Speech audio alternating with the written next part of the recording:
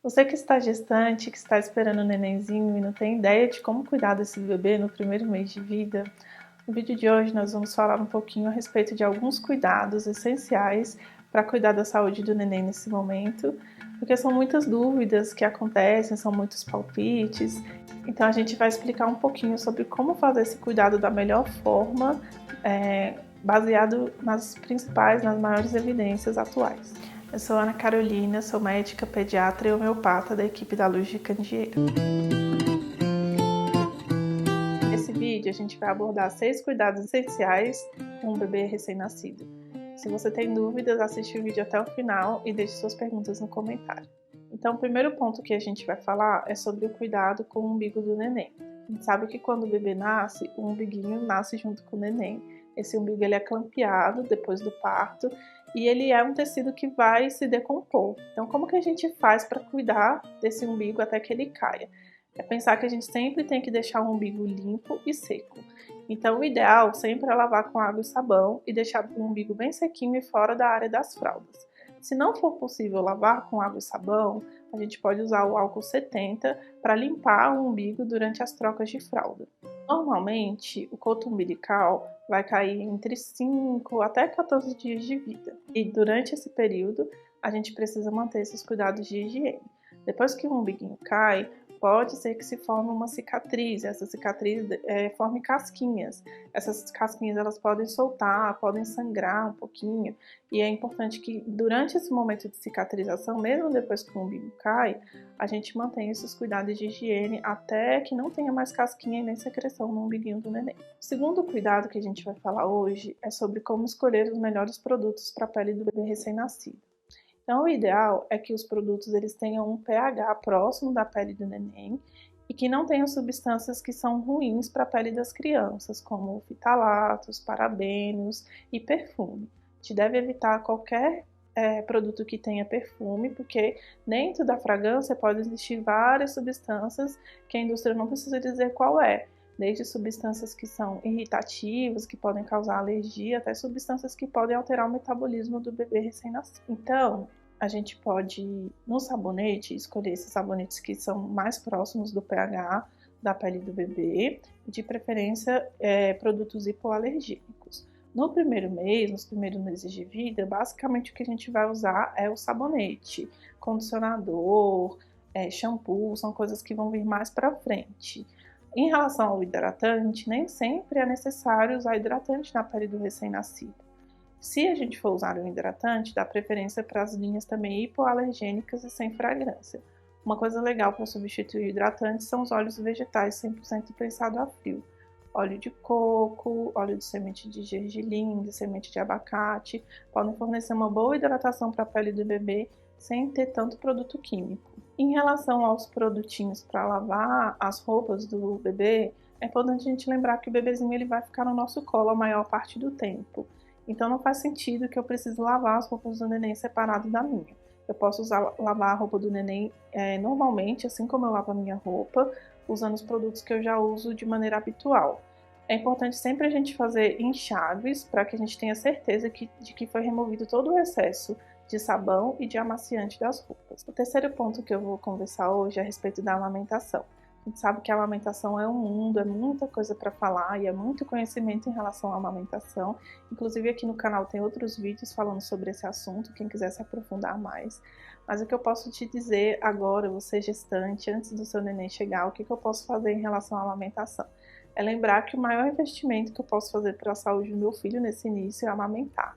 Então, se é possível amamentar, a gente precisa tentar ferramentas para que essa amamentação seja possível.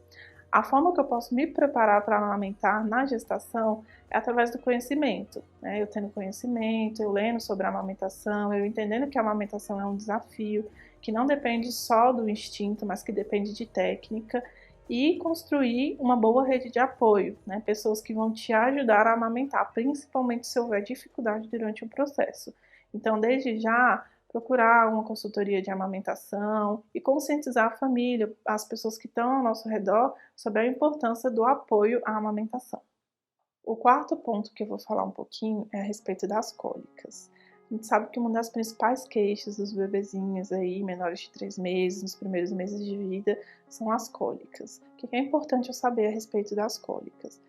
Normalmente, as cólicas do bebê elas são fisiológicas, elas acontecem pelo processo de maturação do intestino e pelo processo de adaptação à vida fora do útero. Normalmente, o quadro de cólica ele vai acontecer com aquele bebezinho que chora bastante, aquele choro inconsolável, que tudo que eu faço não é suficiente para parar o choro do neném. Durante o choro, o bebê se espreme ou fica vermelhinho, como se estivesse realmente tentando evacuar ou soltar um pum e não consegue. Esse momento da cólica, normalmente ele vai acontecer diariamente, mais ou menos no mesmo horário, e ele tem duração menor do que 3 horas. Então, sabendo disso, a cólica é um momento fisiológico, não tem muito remédio que vai ajudar a melhorar a cólica. O que ajuda nas cólicas? O relaxamento. Se eu consigo deixar esse bebê mais relaxadinho, ele vai conseguir com mais facilidade eliminar o xixi, eliminar o cocô, soltar um punzinho e melhorar aquela sensação de desconforto relacionada às cólicas. Então, alguns recursos que podem ajudar a promover o relaxamento do bebê, melhorando a sensação das cólicas, é a higiene natural, que depois a gente pode falar um pouquinho mais sobre isso aqui no canal.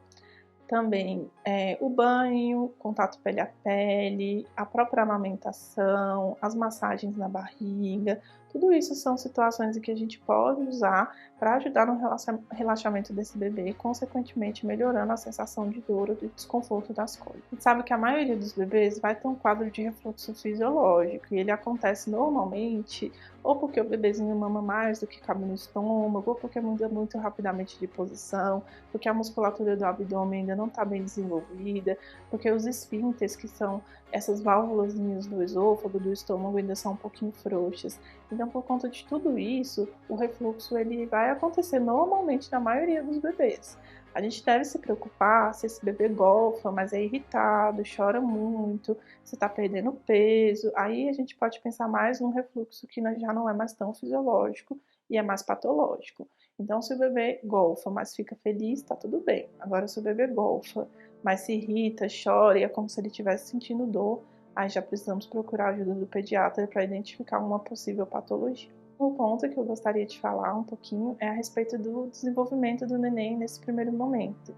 Então, a gente sabe que quando o bebezinho nasce, ele ainda não está pronto para receber os estímulos do mundo externo. Então, eu costumo dividir assim: o primeiro mês é o mês da sobrevivência. Então, é aquele mês onde o bebezinho ele está preocupado em existir, em aprender a sugar, aprender a fazer xixi, aprender a fazer cocô, aprender a dormir, acordar, respirar. Então, todo esse momento do primeiro mês é um bebê mais sonolento, que dorme mais tempo, que está mesmo preocupado em aprender a sobreviver. O segundo mês do bebê já é aquele momento em que o bebê precisa interagir, ele precisa se conectar, conquistar as pessoas que vão cuidar dele. Então é um mês onde a gente começa a ter sorrisos, é um bebezinho que fica mais acordadinho, já consegue acompanhar os objetos com o olhar, já consegue vocalizar, ou seja, emitir sons como se estivesse conversando, ele percebe mais o mundo e as formas do mundo. E no terceiro mês a gente tem um bebezinho que ele já começa a se preparar para explorar o mundo. Então ele vai controlar as mãos, ele vai querer ficar mais sentadinho, não vai mais aceitar ficar deitado, ele vai querer olhar as coisas ao redor, pegar e segurar os objetos. E aí a gente finaliza essa parte inicial do desenvolvimento, que é a parte da esterogestação.